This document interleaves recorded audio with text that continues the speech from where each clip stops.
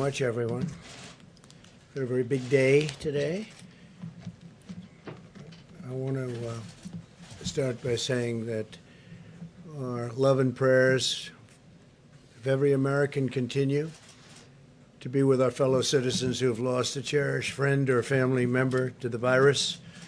Amidst our grief, we're making tremendous strides against this invisible enemy.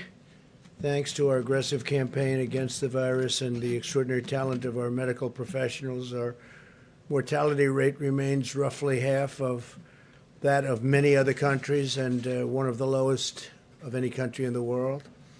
And that's due to a lot of things, but our medical professionals have been incredible. Since we announced our guidelines on opening up America, as we call it, we say opening up America, and we add the word again.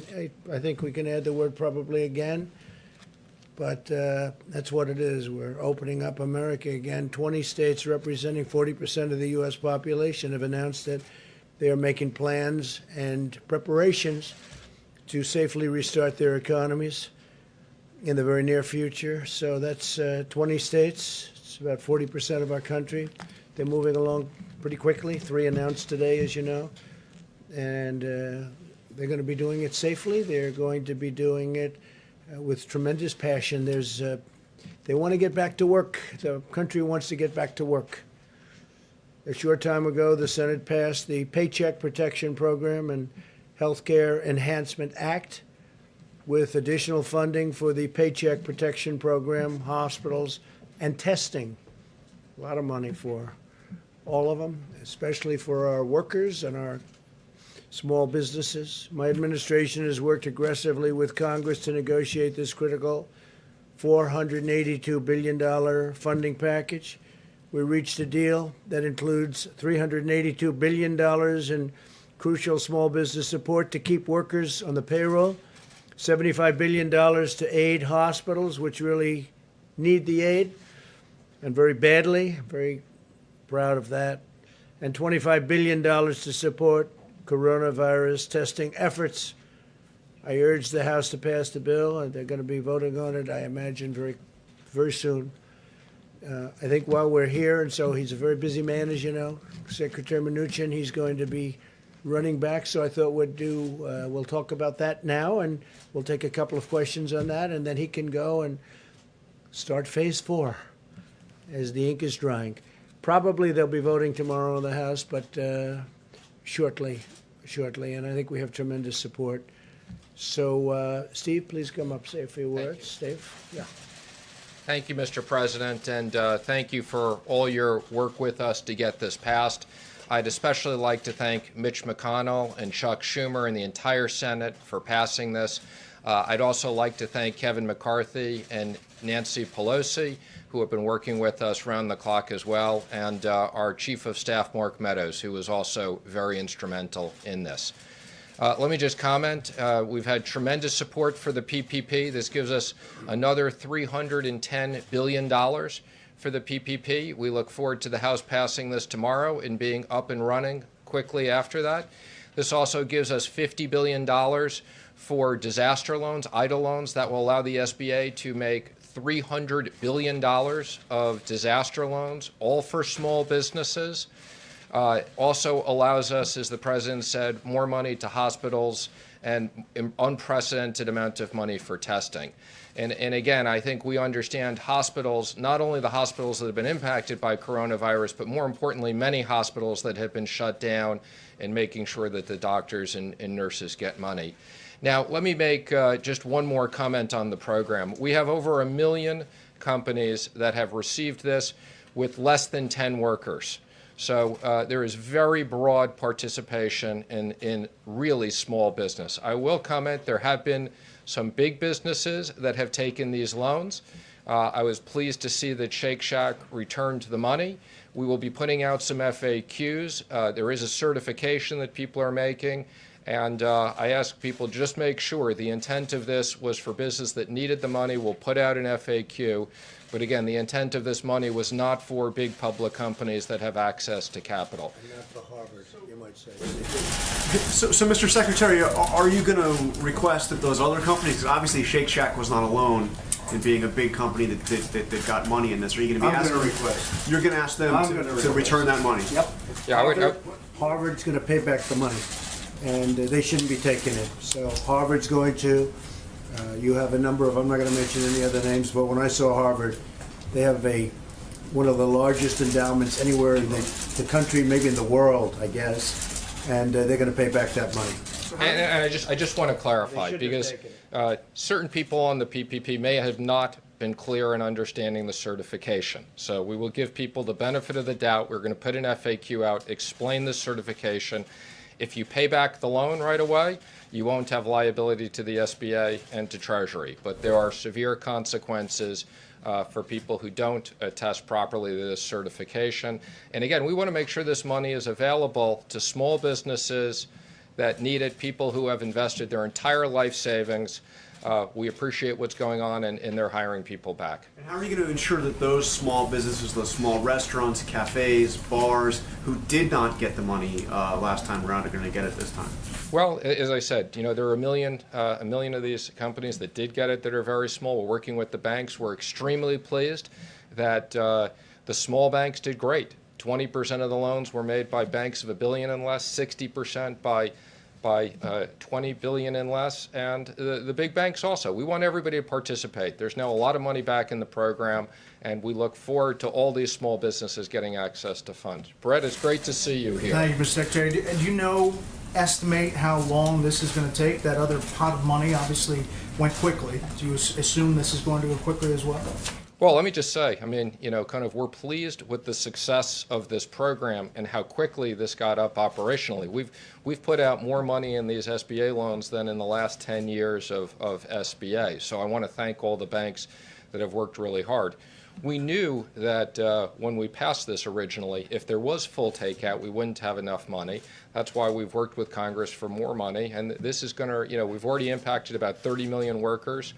There'll be a lot more. So we look forward to this having a big impact on the economy. Yesterday, the president said he would look into the issue of felons, those with criminal convictions, getting access to some of these programs. I was wondering if you have an update on that. Sure. So we worked with the White House on this. There were actually much more onerous restrictions in the SBA program. There were people who had misdemeanors that weren't allowed to access the program. It was much longer than 5 years.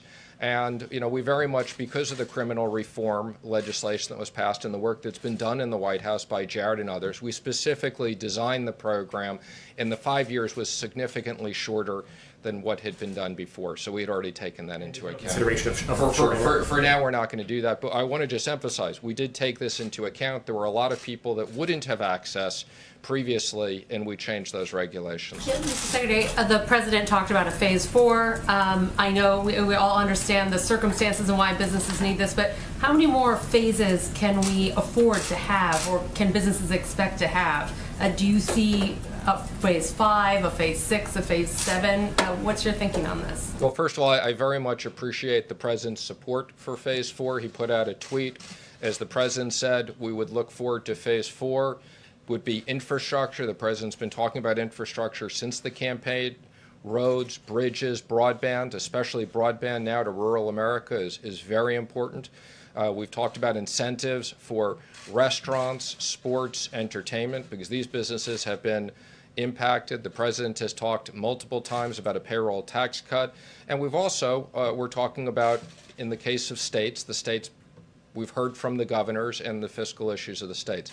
I think phase 4 will most likely be what we'd need. I think based upon what we're seeing and the reopening of the economy and the amount of money we're putting in and working with the Federal Reserve on 13.3, I think you're going to see a lot of liquidity, and we look forward to business rebounding, especially later this summer. Just real quick to follow up, and the PPP program, is this the last tranche of money you think you're going to need for small businesses? We would expect this is the last tranche, but obviously we can always reconsider that. But this is a lot of money going out. Again, let me just be clear. It's another $310 billion here and another $300 billion of loans. That's over $600 billion putting into small businesses, which are the backbone of the economy, 50% of the private payroll. How much do you think phase 4 will cost? And it will include all of those things? It'd be payroll, premature tax? for us to comment what the cost is. We'll work with Congress on that, and we'll consider it. Infrastructure and Infrastructure payroll, could be a big investment. That's going to be. Size of the taxpayer dollars that are going out the door. You fellows come to a different way of thinking about the need for oversight, independent oversight on behalf of the taxpayer. We have independent oversight. We supported in the last legislation. Let me be very clear. We have a new inspector general. The president has already picked someone for that position. We look forward to the person being confirmed. We have an oversight committee of Congress that many of them have already been appointed. And let me just say, we put up last week for full transparency. We had no obligation to do this. We put up, you can go to treasury.gov, full transparency on the money that had been sent out on the PPP across states, showing all the big lenders, how it was distributed. No one lender did more than 4%, showed the businesses. So again, the president and I very much believe in full transparency. We're spending a lot of money, and we want to make sure that it's done effectively and fairly. Secretary, thank you. You started by thanking the leaders in the House and the Senate. Can you tell us more about how easy or hard it was to deal with both sides?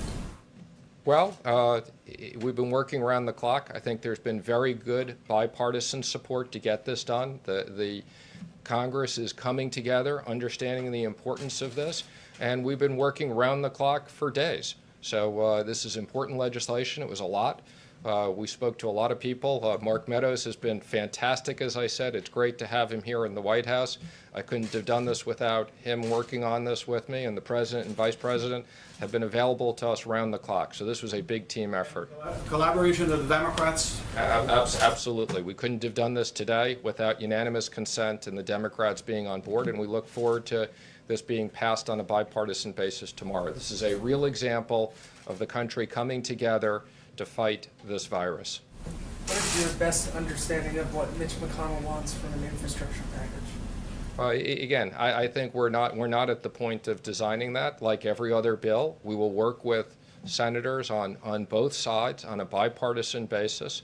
I can tell you there's a lot of support, particularly for things like broadband and especially what's going on today. But the president has talked about, I was on the campaign with the president. We've been talking about bridges and tunnels and rebuilding this country for years. So the president wants to make a big investment in this. What does Mitch McConnell? Mr. Secretary, what will we see the $17 billion portion of CARES reserved for companies deemed critical for national security? And also, will oil companies fit into that at all, per the president's tweet? So we're in the process of putting out guidance. That part was really designed for national security companies that are either major suppliers to the Department of Defense or companies that have top secret clearance. So that national security provision was very clear when we did that. The president has asked me to work with the Secretary of Energy. Obviously, the energy business is very important to us. This has national security issues, but different. And we look forward to both looking at what existing capabilities we have, and that will be something we may need to go back to Congress and get additional funding for. Similar to the airplane or airline bailout at all, or would that differ? Completely different situation. I mean, what you have with the airlines is, we had a very, very good airline industry. Because of the virus, they basically shut down. We have a situation now with the oil business, partially because of the virus, for less demand, but partially also because of too much supply. But, the president is determined. We want to maintain our energy independence, and the president has asked me to look at all of our options, and we're doing that. Obviously, it's a pretty extraordinary situation where you saw the front month of oil futures trade negative. Hi. On the issue of the fourth stimulus bill and aid to state and local governments, any thoughts on whether that money should be proportionate to the rate of infection in states so that harder hit states? Interesting, but way too early to consider that. Whatever we do, we'll do on a bipartisan basis. The president has listened to the governors. I've had the opportunity to be on multiple video conference calls with the president and the vice president. We're reaching out to a lot of people. There's a lot of states that have been impacted, but way too early to figure out that level of design.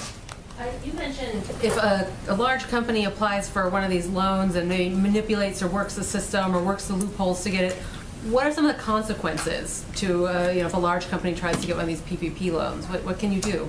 Well, you used the word manipulate. I'm going to give people the benefit of the doubt. Again, we're going to put up very clear guidance so that people understand what the certification is, what it means if you're a big company. Again, there is a provision for, where there are multiple affiliates that people can access this, but the intent was not for companies that have access to plenty of liquidity and other sources. And again, if to the extent these companies didn't understand this and they repay the loans, that will be okay. And if not, there'll be potentially other consequences. Can you talk about what those consequences could be? Again, you can look at the certifications. They're quite significant. Do you have an estimate of how many jobs have been saved with all the money that's gone out in PPP so far? Well, I can tell you the PPP so far is over 30 million jobs. And again, that doesn't account for other money that we've sent out. And again, we're very pleased. The direct deposits have gone out. We've started sending out the checks. We're also going to be supplementing our capability and sending prepaid debit cards so we can get money out quickly to people. So everything that the president has had us working on is providing significant stability in the economy while we're dealing with this difficult time when, for medical reasons, we've closed down major parts of the economy. Thank you very much. That was a very nice question. Thank you, Thank you, Mr. Steve. President. See you later. That was a nice question, actually. It's a good question, too. So the noble fight against the invisible enemy has inflicted a steep toll on the American workforce. As we all know, millions of Americans sacrificed their jobs in order to battle the virus and save the lives of our fellow citizens. We have a solemn duty to ensure these unemployed Americans regain their jobs and their livelihoods. Therefore, in order to protect American workers, I will be issuing a temporary suspension of immigration into the United States. You heard about that last night. By pausing immigration, we'll help put unemployed Americans first in line for jobs as America reopens. So important. It would be wrong and unjust for Americans laid off by the virus to be replaced with new immigrant labor flown in from abroad. We must first take care of the American worker, take care of the American worker. This pause will be in effect for 60 days, after which the need for any extension or modification will be evaluated by myself and a group of people based on economic conditions at the time. This order will only apply to individuals seeking a permanent residency. In other words, those receiving green cards, big factor, will not apply to those entering on a temporary basis. As we move forward, we'll examine what additional immigration-related measures should be put in place to protect U.S. workers. We want to protect our U.S. workers, and I think as we move forward, we will become more and more protective of them. This pause on new immigration will also help to conserve vital medical resources for American citizens. A short break from new immigration, depending on the time we're talking about, will protect the solvency of our healthcare system and provide relief to jobless Americans. Today, Vice President Pence visited the hardworking men and women of General Electric Healthcare in Madison, Wisconsin, who are working 3 shifts a day to quadruple their production of ventilators. We're way ahead of schedule on ventilators, as you know. That's why it's never brought up by the media. They don't like to bring things up when we're doing so well. GE is also working with Ford to make 50,000 ventilators in the next 100 days, more than our entire country typically produces in a very long period of time, doing that in a matter of a few weeks and a few days. Earlier today, I had a very productive meeting with Governor Cuomo, as you probably saw. to discuss his statewide testing strategy and how we can work together to help expand it with the goal of doubling testing in the next few weeks. And New York State will be continuing to control the testing of their citizens and will also manage their state and local laboratories. They have a lot of great laboratories there, more than anybody would ever have known, frankly. The federal government will work along with the state on the national manufacturers and distributors. Together, we'll all work together to help them secure additional tests, and we hope that this model will work with the other states as well. I think it will, for the most part. New York has a lot of very exceptional laboratories, but most of the states do. You saw the chart yesterday. Most of the states do. I'm proud of the relationship my administration has forged with New York, and I can say very honestly with New York State and New York City, they've been terrific to work with. The New York metropolitan area has been the epicenter of the outbreak here in America, and the federal government has spared no expense or resource to get New Yorkers the care they need and the care they deserve. We've sent over 5 million masks. We had 5 million masks, and now that number, as of about 2 days from now, will be more than doubled. Thousands of ventilators. In fact, so many ventilators that the governor is going to be sending up some to Massachusetts and a couple of other locations. We have a great deal of ventilators, which people thought would be impossible about a month ago. Thousands of hospital beds, and the USNS Comfort was sent, as you know, to New York, and it was originally for more of a normal medical purpose, and we changed it over so that it could take care of people that had the unfortunate circumstance of going through the problem that we know so well, unfortunately, that we know so well. I said from the beginning that no American who needs a ventilator would be denied a ventilator, and we have kept that promise all over the United States. Think of that. Other countries are desperate for ventilators. They have many deaths because they don't have a ventilator. And I've asked Andrew if we could bring the Comfort back to its base in Virginia so that we can have it for other locations, and he said we would be able to do that.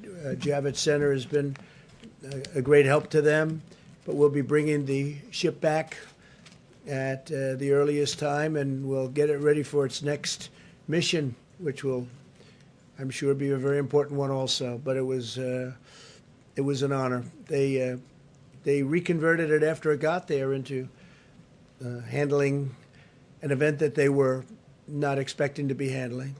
The FDA has now authorized more than 50 diagnostic tests, including, as of late last night, the first test that a patient can take home. He can take it at home, and it's highly accurate. LabCorp intends to make the home collection kits available to consumers in most states with a doctor's order in the coming weeks. We also have 4 different antibody tests already authorized. Tests will help identify individuals who can donate convalescent plasma, thus providing potentially life-saving antibodies to American patients. Dr. Hahn will be providing you with an update on these developments in a few moments. He's done a great job at the FDA. We continue to gain ground in the war against the unseen enemy, and I see light at the end of the tunnel. I actually see a lot of light at the end of the tunnel. And we're starting the process. We're starting a very, very powerful, important process. You see that people are getting very anxious. They want to get going. They want to get back to their jobs. They want to make money. They want to take care of their families. So the light is getting brighter and brighter every day. And with that, if I could, I'll ask Dr. Birx to come up, and then Dr. Hahn. Thank you very much. Thank you, Mr. President. So looking at all of the information across the United States, we do see improvement across all the large metros. I know you know that we've been talking about the New York metro area, New York City, Rhode Island, Connecticut. Long Island, and really we do start to see improvement there, and we see improvement even now in Rhode Island and Connecticut. The Detroit Metro is doing quite well with significant declines now. New Orleans is nearly back to their baseline of where they started for new infections.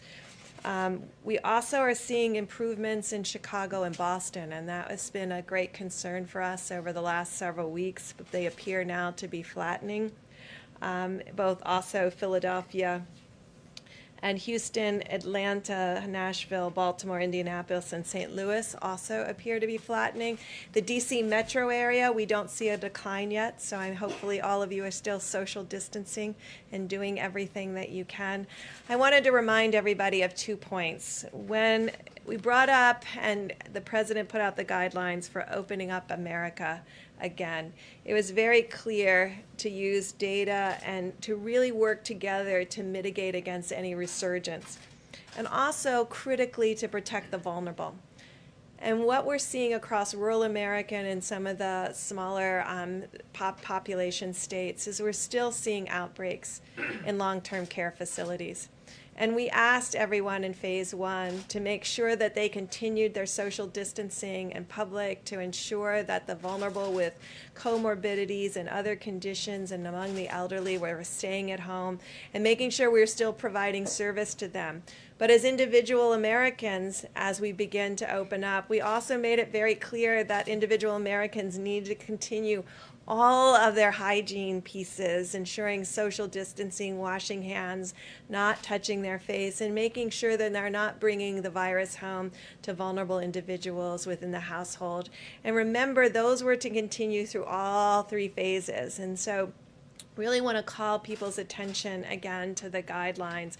We are continuing to see outbreaks in nursing homes and in confined spaces, and I think as Americans we want to stop that, and we have the ability to do that by really paying attention to the guidelines that were to be in all 3 phases. And so I'm calling on the states again to note that an informed community and knowledgeable community is a protected community. So make sure all of your states have your cases up, visible to the communities, so they can make decisions and understand where the virus is in their community and understand how to tackle it with their state and local governments. This will be absolutely critical. And the surveillance that we called for to find asymptomatics before people get sick as an early warning signal.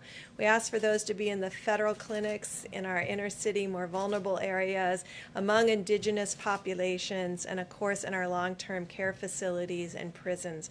We really want to support state and local governments to move forward on these critical monitoring to protect individuals that may be in the most critically vulnerable states. We will continue to see mortality and deaths among our American citizens, particularly in the cities as they begin to move past peak, because deaths will lag.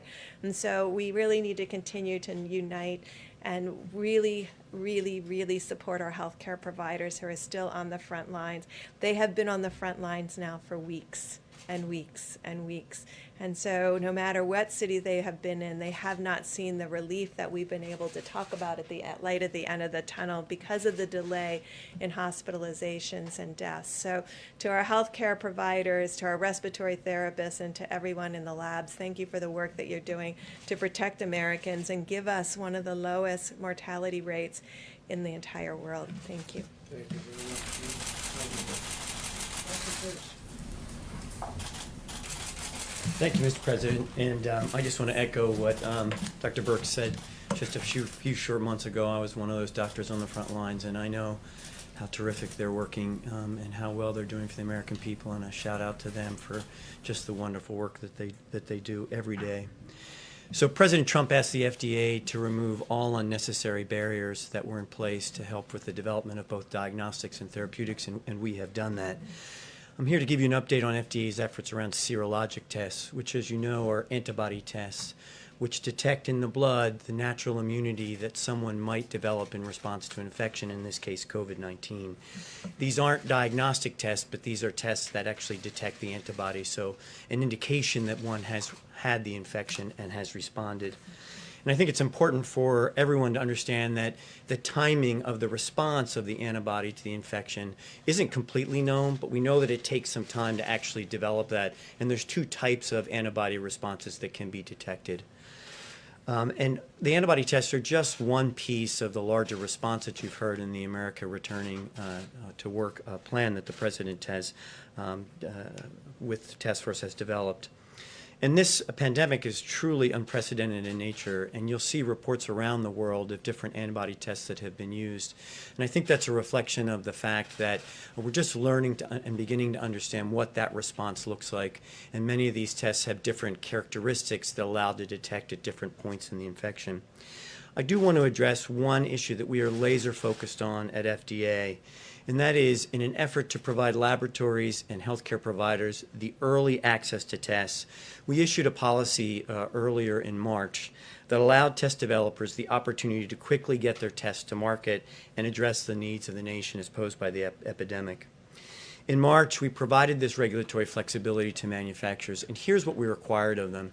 The manufacturers had to validate their tests. We call it self-validation, similar to what many test developers in the world have done. They had to notify FDA that they had performed that validation.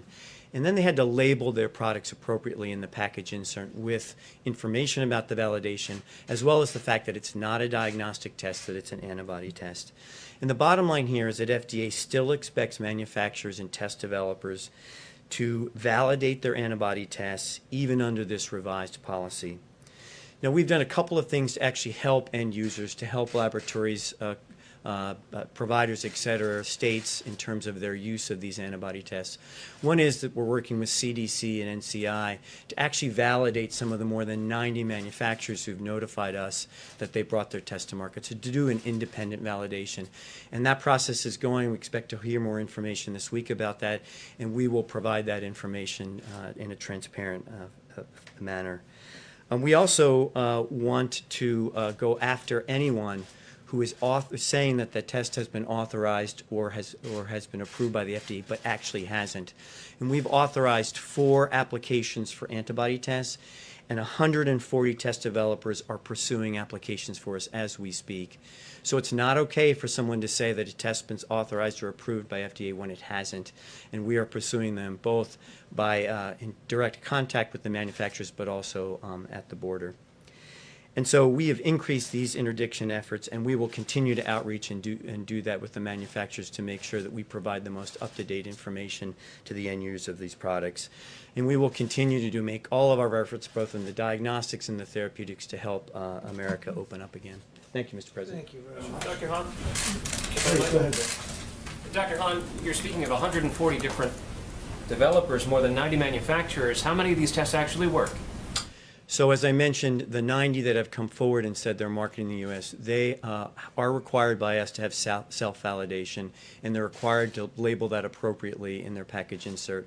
And they also said that what we're doing is we're working with folks around the country, but here at home at the U.S. government with the NCI and CDC to validate some of those tests that have come forward to us. So we're actually doing some independent validation. What have you found so far? So we don't have those results yet. I expect to have more results this week, but we will be transparent about those results because I think it's very important. And your question is superb in that if someone wants to use a test that's come to market, really it's important to read the information that's in the package insert, but often in some of those cases it's also important for the independent labs to do the validation also. And you may have seen reports in the press of labs around the country that have done that. We've actually reached out to them, many academics, and we will be including that information in the information that we generate as well to provide to the American people. Dr. Hahn? Well, we have you here. There was a study out of the VA today on hydroxychloroquine that found a higher mortality rate compared to those who got standard of care. And I know this isn't a large-scale clinical trial, but since this drug is out there and people are using it, can you give some takeaways from that study? Did that change your thinking at all on the hydroxychloroquine? So this study is a small retrospective study at the VA, and similar to the data we talked about before with the French study, this is something that a doctor would need to consider as part of a decision in writing a prescription for hydroxychloroquine. And as I've mentioned from this podium and in other venues before, what FDA is going to require is data from clinical trials, randomized clinical trials, hydroxychloroquine placebo to actually make a definitive decision around safety and efficacy. But the preliminary data are helpful to providers and doctors. I want to ask them to incorporate the data as we have it come forward. And it's not definitive data. It doesn't help us make a decision from a regulatory point of view. But doctors should incorporate that in the decision making they make on a one-on-one basis. And just the timeline on the clinical trials and when we will be getting a readout of that data? So the good news is we have over 30 clinical trials. Now the settings are very different. They're in the outpatient setting, they're in the inpatient setting, and also I think very importantly in what we call the post-exposure prophylaxis, meaning if you're a healthcare worker or a frontline provider and you've been exposed to the virus, take the drug for a period of time to see if you can prevent the development of illness related to the virus. So all those trials are in progress and will probably be early summer before we get a readout. And Mr. President, if I can pick up on that. And all of these tests, I want to say, are in addition to the tests that we already have. And we have tested more people than anybody anywhere in the world by far, by very far. Mr. President, if Mike, I do you can. have a question? Well, I think you wanted to follow up on the hydroxychloroquine. The hydroxychloroquine, I'm wondering if you're concerned, this VA study showed that actually more people died that used the drug that didn't, and I'm wondering if Governor Cuomo brought you back any results. No, we didn't discuss it, and I don't know of the report. Obviously, there have been some very good reports, and perhaps this one's not a good report, but we'll be looking at it. We'll have a comment on it. A panel of experts at the NIH is actually now recommending against the use of hydroxychloroquine in combination with Z-Pak, which is something you've Okay, well, we'll been take a look at recommending. it. I'm always willing to take a look. Brett? Another subject, your signing of the executive order. When do you plan to do that? The executive order will be, it's being written now as we speak, probably tomorrow sometime. So will it have exemptions in there for We'll have certain? certain exemptions because you're going to need certain exemptions, but we'll be notifying you tomorrow. We'll sign it most likely tomorrow, being drawn now and tonight. And it's something we have to have in this country. We have to have it. So for the people who say it doesn't track with opening up the country to shut down immigration across the board for companies that, and the pipeline that's already in place, what do you say to them? Well, I think it really does. I think it's very strong, obviously, and it's countrywide as opposed to specifically like China or some of the other ones that I've shut down. We're going to see, and you'll see a very accurate definition tomorrow after it's completed by the attorneys. Last thing for me, North Korea. What can you tell us about the status of Kim Jong-un? Well, these are reports that came out, and we don't know. We don't know. I've had a very good relationship with him. I wouldn't, I can only say this: I wish him well, because if he is in the kind of condition that the reports say, that the news is saying, that would be that's a very serious condition, as you know. But I wish him well. We've had a good relationship. I've said it, and I've said it many times. If somebody else were in this position, we would have been right now at war with North Korea. And we're not at war, and we're nowhere close to war with North Korea. So I just have to say to Kim Jong-un, I wish him very, good luck. Good luck. I mean, they came out with very, very serious medical reports. Nobody's confirmed that. It was CNN that came out. So when CNN comes out with a report, I don't place too much credence in it. Your meeting with Governor Cuomo, did he convince you of a need for expanded testing? Or No, we had a great talk on testing, and we have an agreement. We have an understanding on testing. They have labs, tremendous labs, as you know, in New York, especially in the Manhattan area, but all over the state. And great medical schools and federal labs. So we have a very good understanding. We're going to do very significant testing. Not everybody wants to do such significant testing. Testing is good in some cases, and in some cases it's not. You have governors that don't want to go all out in the testing because they think they can do it in a different manner and do it better. But we had a very good meeting today. The governor and I had a very good meeting. Is there more federal aid that can be used to help governors who want to expand testing? Because we keep hearing that all day long. We have Governors want more. $25 billion, and that's a tremendous amount of money. That's much far more money than, in my opinion, that we'll need. And again, already we're testing more by far than any country. I think I read yesterday a report that we've done more than everybody else, every other country combined. And I think our people should be getting a lot of credit for that. We've done a lot more than everybody else combined, and you never hear that in the news. It's unfortunate. Yeah, please. Mr. President, just back on the executive order for a second. You mentioned there are going to be some exemptions. We're reporting right now that it only applies to employment, green cards for employment, but not for those for It is immediate green cards, family. but we're going to be reporting on that later on. It might be tonight or tomorrow. We'll give you an exact report. You consider people who may be worried about the ability to bring immediate family members into this. No, I think it's been covered pretty accurately in this case. I think most people know what it is, and some people will be able to get in. We have to do that, obviously, even from a humane standpoint. But there'll be some people coming in. But it's a strong order. It's a strong order. It involves a big circle, as you know. Please. Are immigrants who are already in the country, are they at greater risk of deportation based on this order? I don't think so. They're not supposed to be here. You're saying they're here illegally? Is that what you're saying? Well, for example, if an immigrant is here for a court order, right, are they at risk of deportation Well, if a based court on order, this? then you have to go to court. So then the judge would make a determination as to whether or not they're going to be staying. But if they have a court order, they won't have to leave until they go through that process. So we'll see what happens. But with the court, and there are some with court orders, that means they have a trial coming up. Please.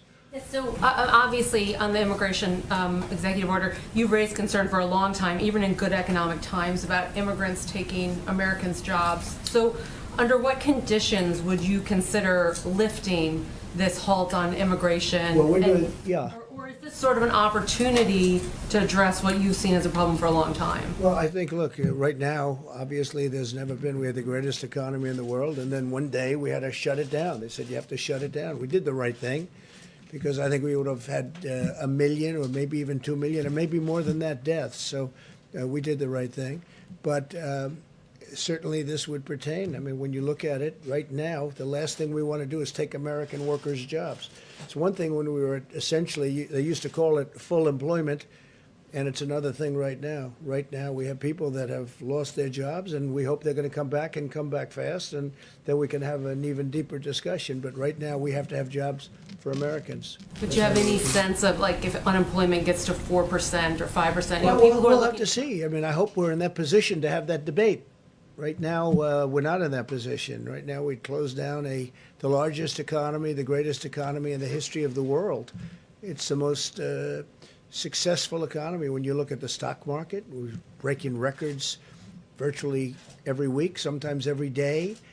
And stock market's still not doing badly considering what this country has been through, which really tells you how strong it was in the first place. But no, I hope we're going to be able to have that discussion. I hope we're in a position. That's like a good discussion to have.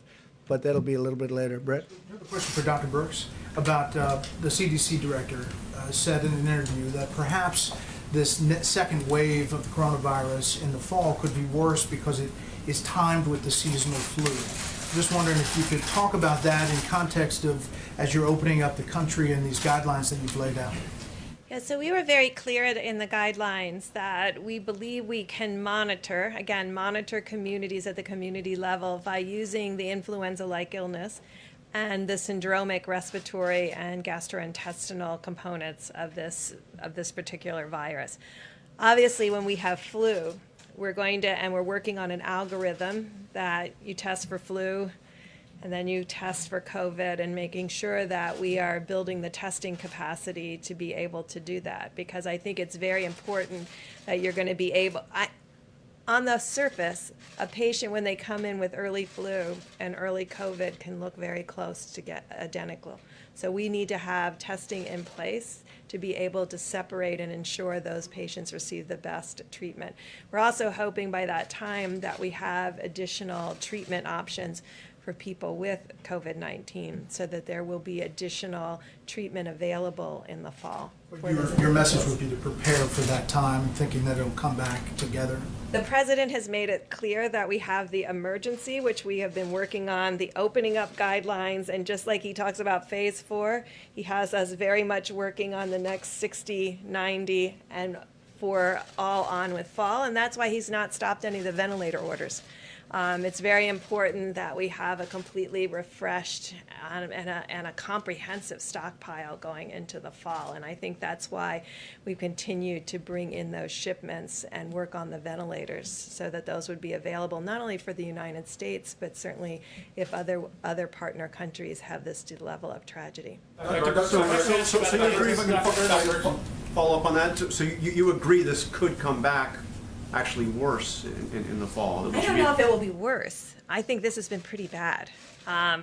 When you see what has happened in New York, that was very bad. I believe that we'll have early warning signals, both from our surveillance that we've been talking about on the vulnerable populations. We're going to continue that surveillance from now all the way through the fall to be able to give us that early warning signal. I think what we've learned is how good Americans are about immediately reverting to all of those issues that they need to do in order to ensure that they're protected and their families. And Mr. President, what do you say to the concerns like Georgia is opening up barber shops and bowling alleys and the like, and you saw Lindsey Graham is saying that he's concerned that Georgia may be going too far too fast and it could affect people in South Carolina. Obviously, people travel back and forth between states. How do you protect the people of South Carolina, for example, from a potentially bad decision by a governor in Georgia? So he's a very capable man. He knows what he's doing. He's done a very good job as governor, Georgia, and by the way, and South Carolina. Governor McMaster also. So you have two very capable people. We're going to find out. And in fact, I'm scheduled to speak to the governor of Georgia in a little while. But we'll find out. Graham's concern that what happens in Georgia can affect everybody. South I have a concern about what happens everywhere. I mean, we've got those concerns. And as far as coming back, if they do come back, and they could come back together with heavy on the flu and much lighter on, because I really believe we'll be able to put out the fires. You know, it's like fires. And we've learned a lot. You know, we've become very good at this. When you look at what's happening, when you look at the numbers coming down, a lot of states are in really great shape. You're going to see a lot of openings. But I'll be speaking to the governor of Georgia in a little while. Okay? Mr. President, so the American people need to be prepared for going back to social distancing, even if things relax over the summer, but come the fall, if the virus comes back in coincidence. Well, I could see them, and I'll speak for the doctor, and if you'd like either of you to say, but I would say that you keep away until this thing is gone. It's going to be gone at some point. It's going to be gone. And I would say you keep away and you do the social distancing until such time as you know it's gone. We'll know when that time is.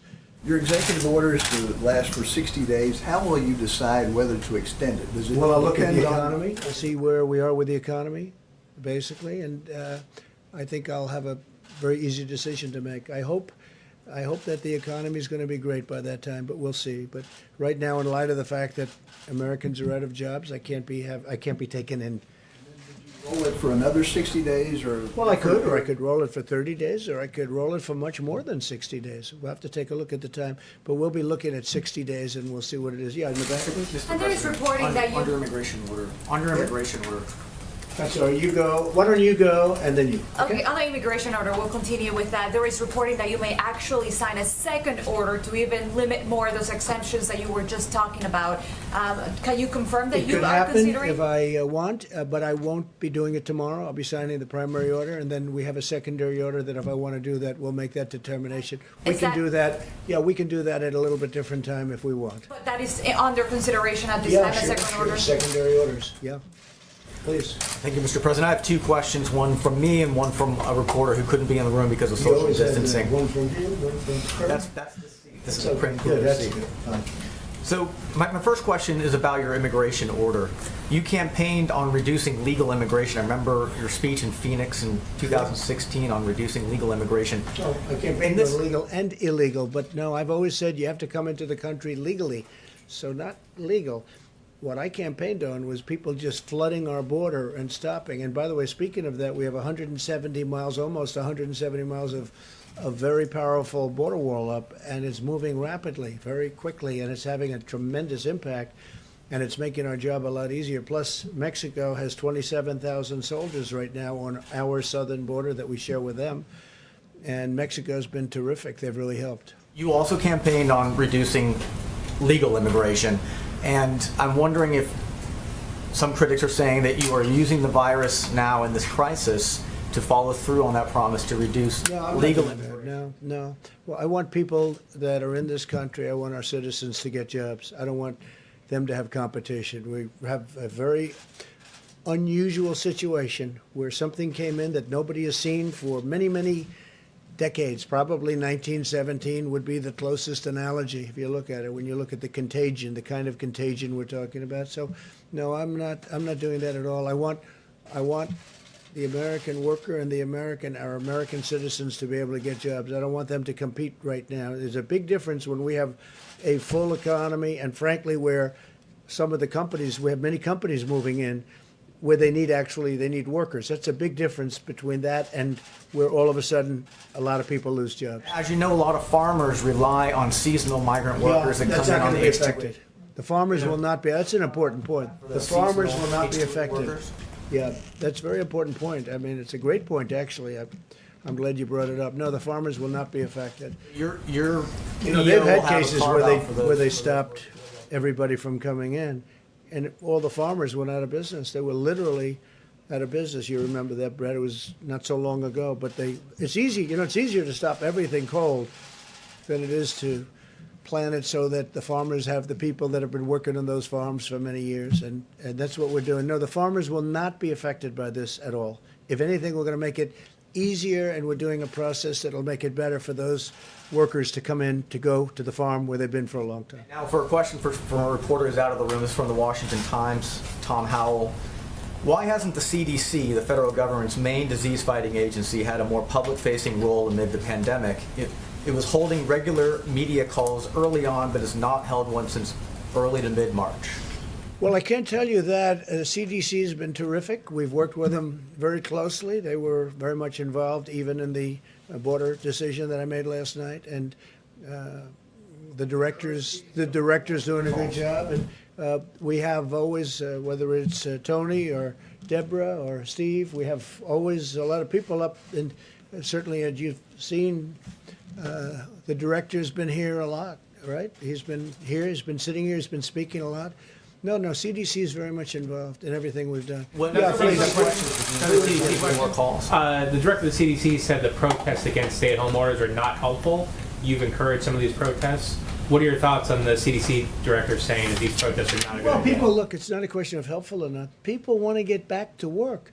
And I've watched some of the protests, not in great detail, but I've seen that, and they're separated. There's a lot of space in between. I mean, they're watching, believe it or not, they're doing social distancing, if you can believe it. And they are, and they're protesting, but the groups I've seen have been very much spread out. So I think that's good. Look, people, they want to get back to work. They got to make a living. They have to take care of their family. They don't want to do this.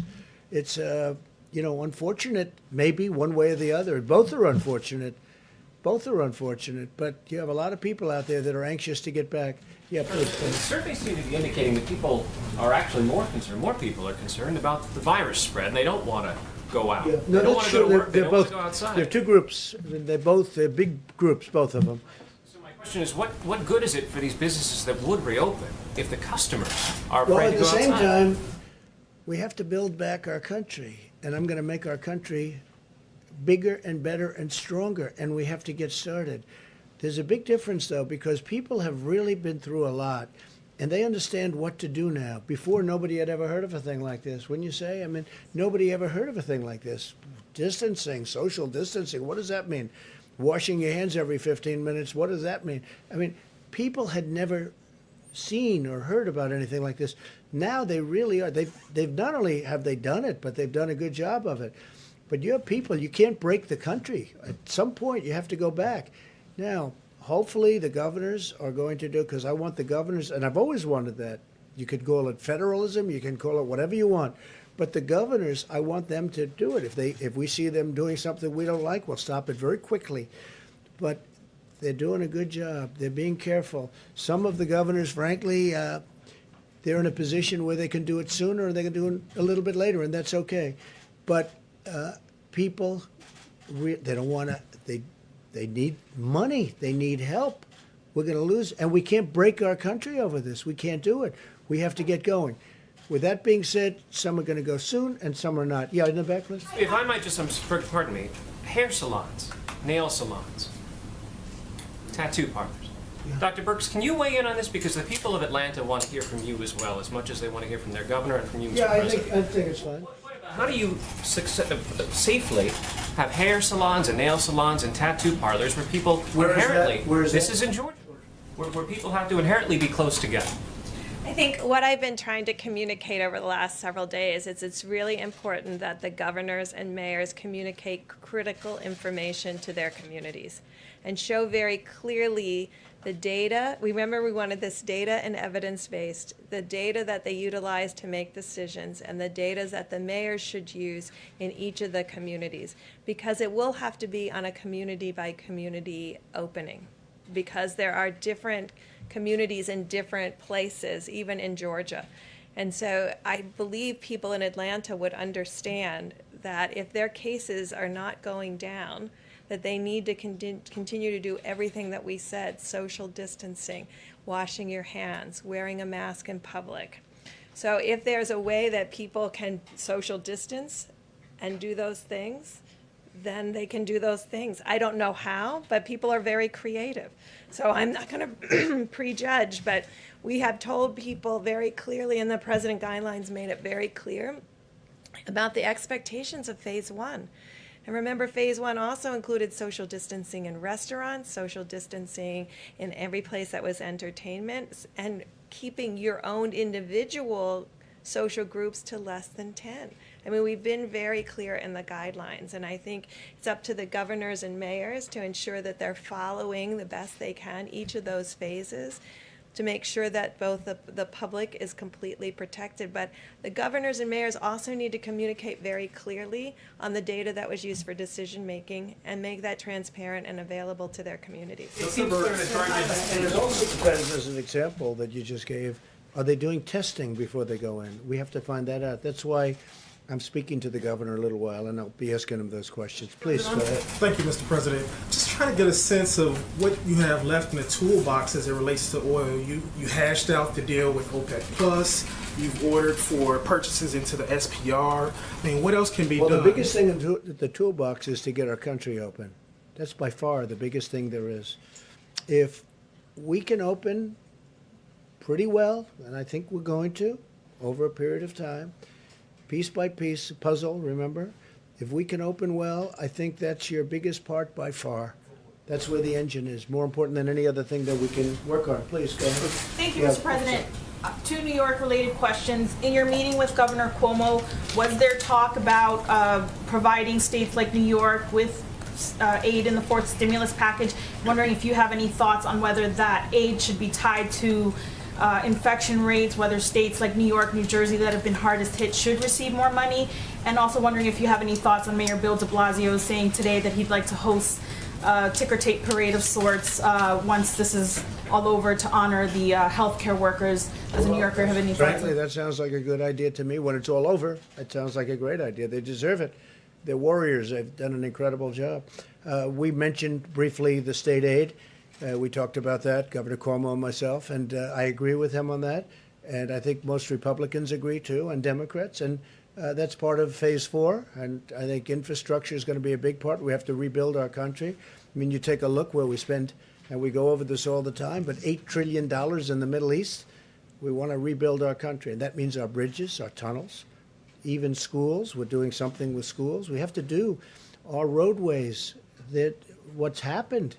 We spend so much money on other countries that they don't appreciate it.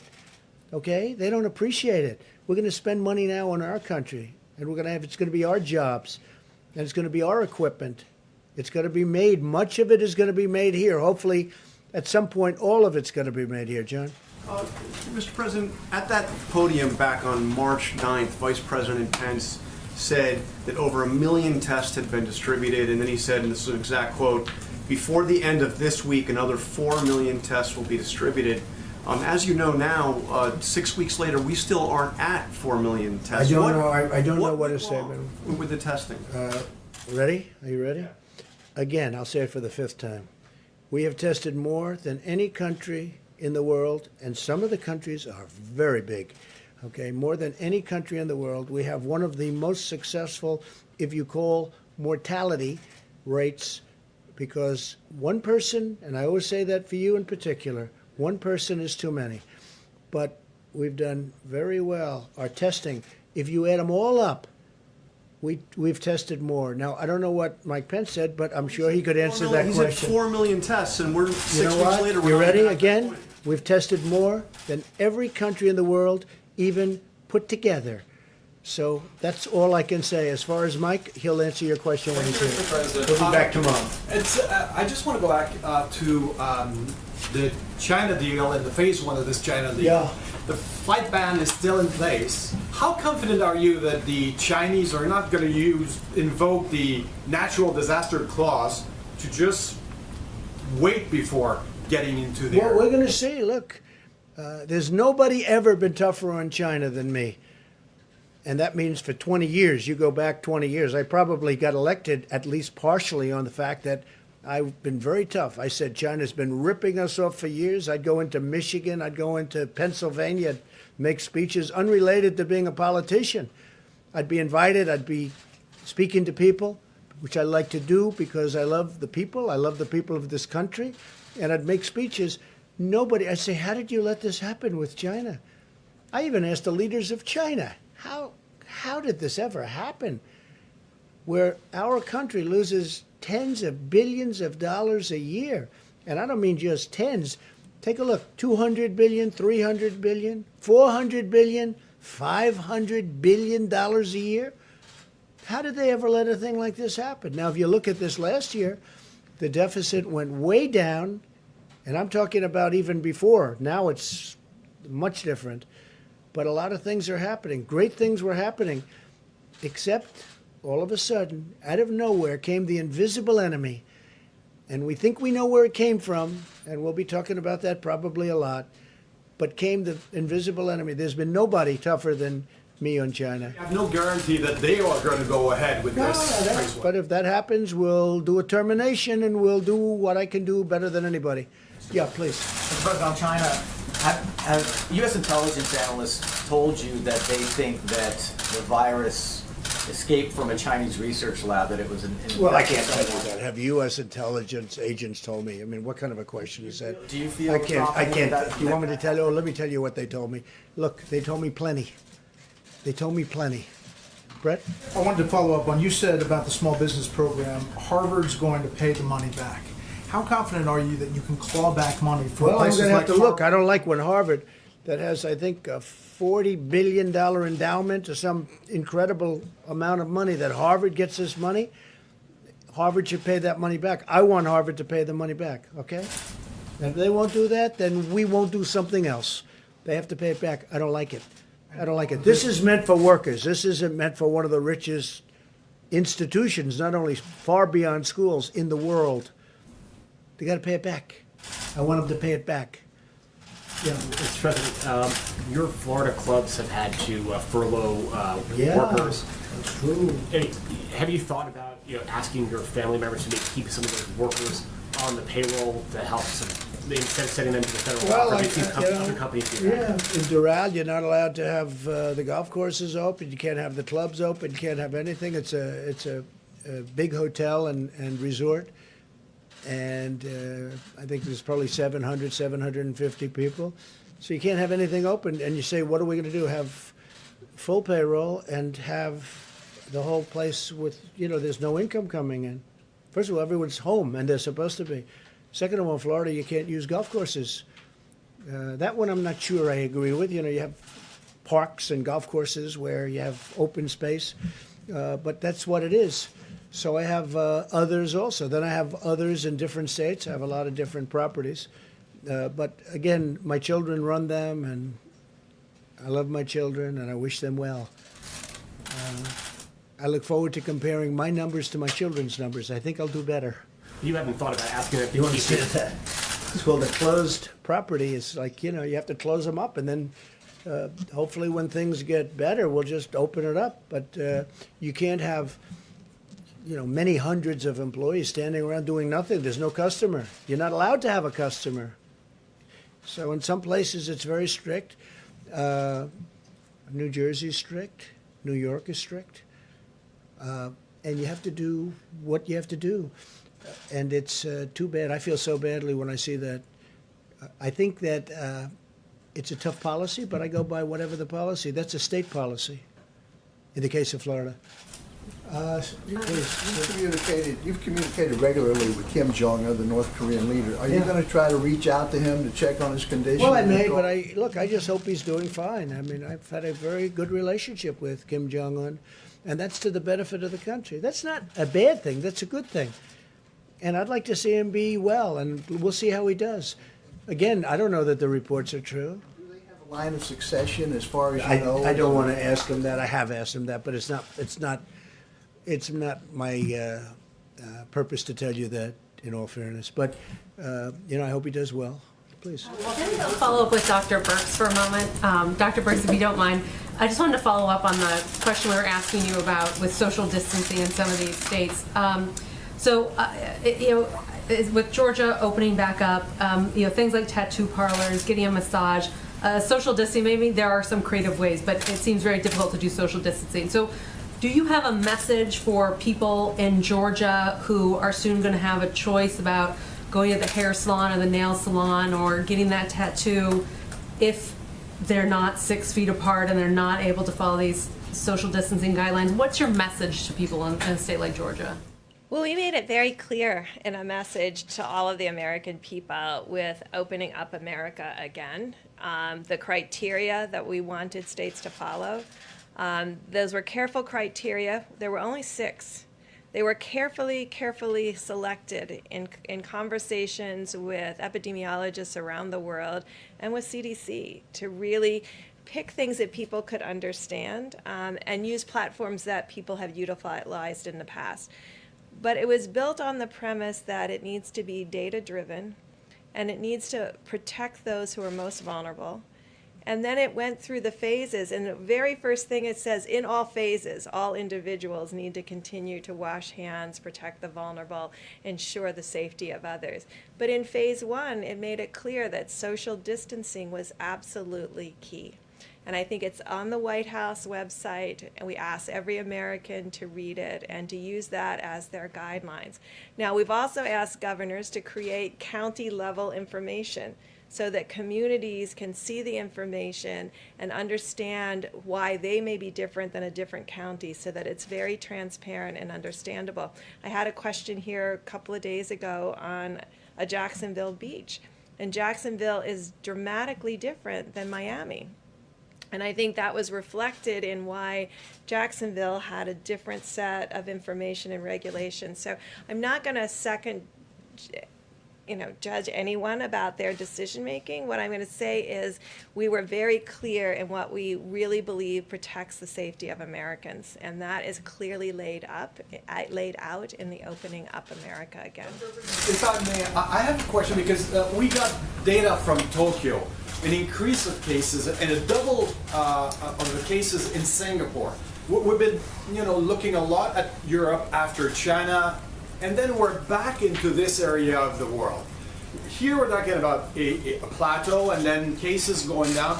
Any lessons to take out of what's happening in this area in Asia after having put our attention somewhere else for so long? The lesson is to be careful. Yeah. We've got to be very careful. We don't want that to happen. It could happen. I think we stamp it out if it does happen. We're not going to be doing any mass closings, I hope.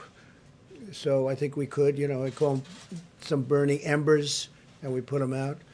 And I think we've gotten very good at that, but we'll see. But we don't want that to happen, no, absolutely. You concerned, Mr. President, that once the reopening happened, we won't need to go back into reclosing. I don't want to do that. You don't want to do that. Nobody in this room wants to do that.